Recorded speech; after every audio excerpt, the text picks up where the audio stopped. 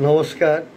চিরঞ্জীব ভালোবাসা সামান্য স্পর্শ বাংলা ভাষার উচ্চারণে ৩রা মে থেকে অদ্যাবধি আবিশ্বের কবিদের কবিতা পাঠে অনেক মজা আছে, আনন্দও আছে।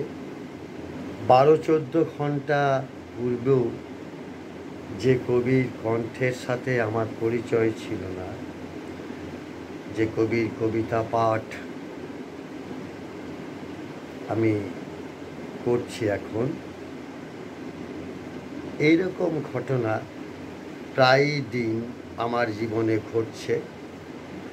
অনেকেই একটু বিস্মিত হন, চমকিত হন যখন হঠাৎ কোনো কবিকে ফোন করে জানায় তার কবিতা আমি পাঠ করছি অভিনব ইমরোজ থেকে, পত্রিকায় প্রকাশিত, তার নাম, ঠিকানা ও ফোন নাম্বার সহযোগিতায়। তেমন একজন কবির কবিতা আজ আমি পড়ছি।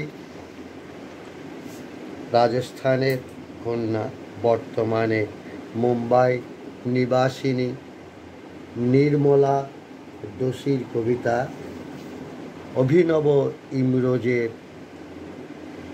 বর্ষ ৪, অঙ্ক ১, জানুয়ারি ২০১৫ থেকে। শোনে কি হিরণ, সোনার হরিণ, নির্মলা দোশী, বাংলায়নে দেবাশিস ভট্টাচার্য। পড়ছি তার কবিতা।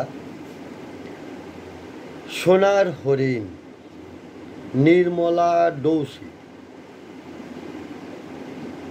শ্রীরাম বেশ ভালোই জানতেন হরিণ কখনোই সোনার হয় না, তবুও তিনি মায়াবী মারীচের পেছনে ছুটেছিলেন। তার এই ছোট্ট ভুলের কারণে কত অনর্থ ঘটে গেছে। অপহৃত হলেন সীতা, সোনার লঙ্কা পুড়ে ছাই। তবু কি স্বস্তিতে থাকতে পেরেছিলেন তার সাধের অযোধ্যায়? রাজকীয় সুখ ভোগের পরিবর্তে সীতার ঠাঁই মাটি পৃথিবীর গর্ভে। দস্যি রাবণের শিরচ্ছেদকারী সুরবীর রাম, হায় পারলেন না তার দিকে ধেয়ে আসা একটি আঙুলের যোগ্য নিয়ন্ত্রণ দিতে। সেই একটি আঙুলই কালক্রমে লিখে দিল শঙ্কার সর্বনাশা ইতিহাস নারী জাতির খাতায়। পরপুরুষের লিপ্সায় যিনি টালমাটাল হননি, শ্রীলঙ্কাতেও যৎসামান্য, সেই সীতা তার আপন পুরুষের কাছে এক অবাঞ্ছিত প্রশ্নে হলেন ধরাশায়ী।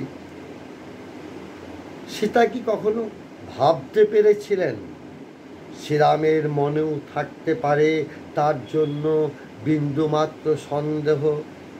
যদি ভাবতেন, তবে কি সীতা শ্রীরামকে পুরুষোত্তম রাম সম্বোধন দিতে পারতেন অনায়াসে? বললাম কবি নির্মলা দোশীর কবিতা। কবিকে আমার শ্রদ্ধা, শুভেচ্ছা ও ভালোবাসা। কবির জয় হোক, কবিতার জয় হোক, জয় হোক মানবিকতার।